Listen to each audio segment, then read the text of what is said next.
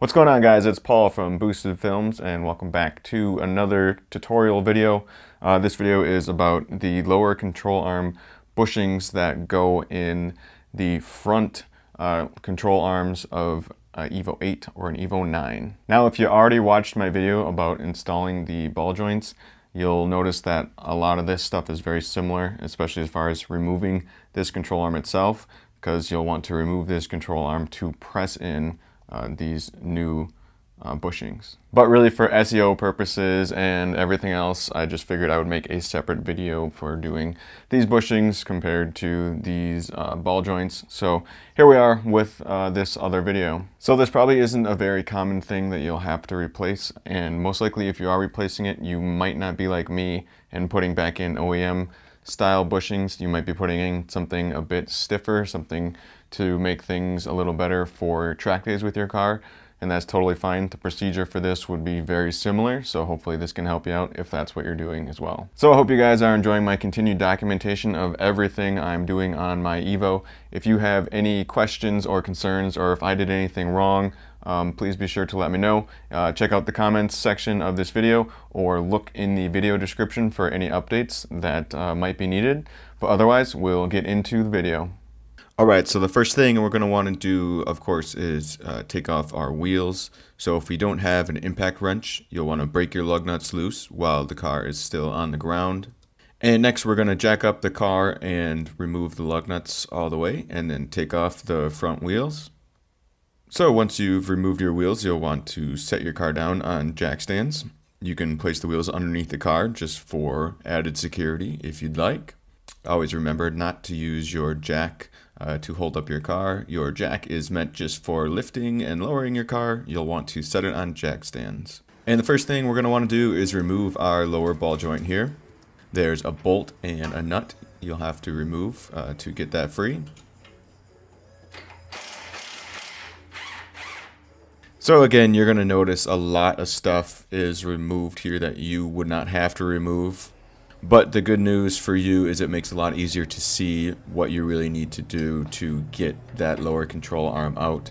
So to change these lower control arm bushings, obviously what we're trying to do here, the end goal is just to remove that lower control arm from the car. And basically once you've kind of popped out that ball joint, there are two other main bolts that hold this control arm in place. And be warned, these are going to be very tight. You'll probably need a breaker bar of some sort to break them free. You might also want to spray them with some penetrating oil or something similar and let them sit for a little while if you have some time to do so. So basically, again, you're going to want to break those bolts free and then remove both those bolts. And somewhere in between there as well, you're going to have to remove that sway bar link to free up that control arm. Now to actually pull that lower control arm out, you might have to wiggle it around a little bit, and even on kind of the passenger side of my EVO, I had to kind of separate the kind of pinch that holds it together in that rear part where that bushing goes in. So just a forewarning that you might have to do a little bit to kind of wiggle it free, but once those bolts are out, you should be able to remove it. And next I'm just showing you a couple options that you have when it comes to replacing these lower control arm bushings. There is a white line kit that you could buy that's actually meant for the EVO 10. You would need to put in a couple extra kind of washers for spacers for that kit if you wanted to. Otherwise, the OEM part number is referenced here.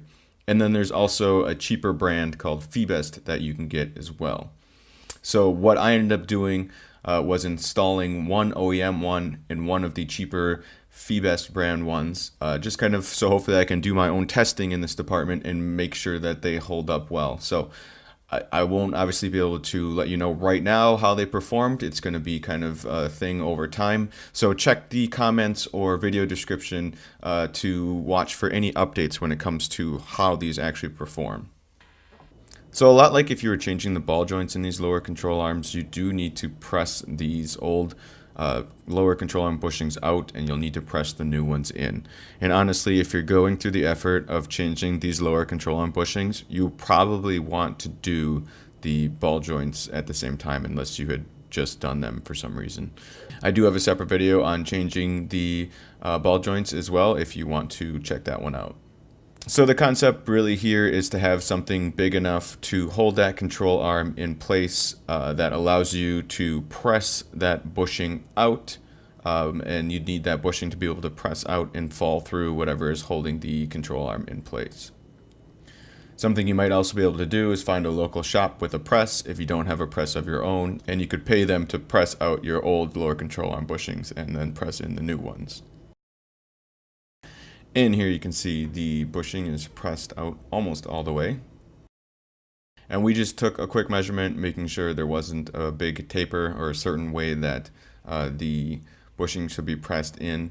And one thing we did notice with these lower control arms is that basically if the lower control arm was in the car, the top side of the lower control arm does have more of a beveled edge, as you can see here. So we did decide to press these in from the top because it did have more of a tapered edge there just on that top lip. Now obviously when you're pressing these in, you're going to want to press them in as straight as you can. So despite starting off a little bit crooked, we were able to straighten this one back out and continue to press it in the rest of the way. And that's about it. Once you have it pressed all the way in, it should basically be flush on each side of that lower control arm, and you should be set to go to reinstall your lower control arm. I should be doing a video on that later on. I'm still doing a little bit of research and trying to find some other grommets and some bushings basically for the other piece of the lower control arm here. So trying to cover everything that I can.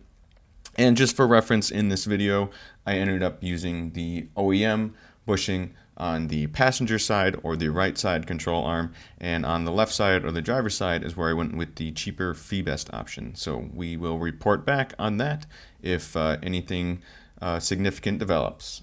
So that's it for this video. As always, this is Paul from Boosted Films saying thanks for watching.